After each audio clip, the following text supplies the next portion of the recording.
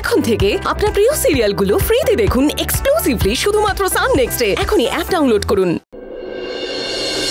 আমি আবার আগের মতো ব্যবসা সামলাবো।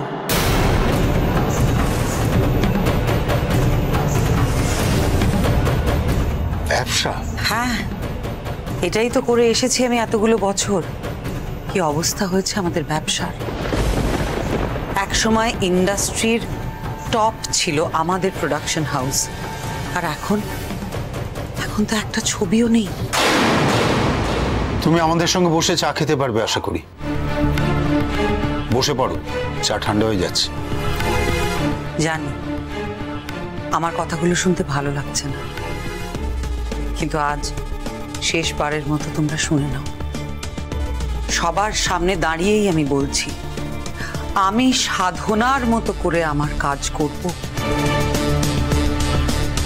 এই প্রোডাকশন হাউস আবার আগের জায়গায় ফিরবে, আর পর পর ছবি হবে এই প্রোডাকশন হাউসে। আয়ুষ আবার আগের মতো ইন্ডাস্ট্রির টপে থাকবে।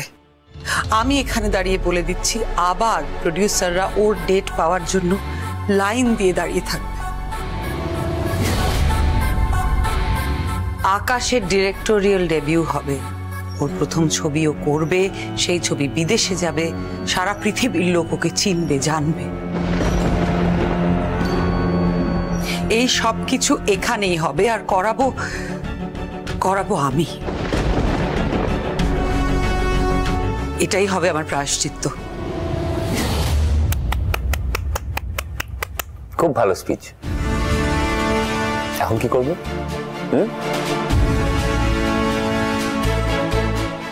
তুই যা খুশি কর।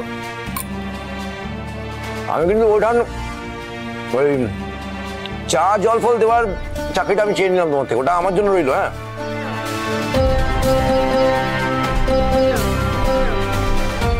এই তো কি সুন্দর লাগছে, সবাই কি সুন্দর একসঙ্গে বসে হাসছে, কথা বলছে। আমি তো এটাই চাই।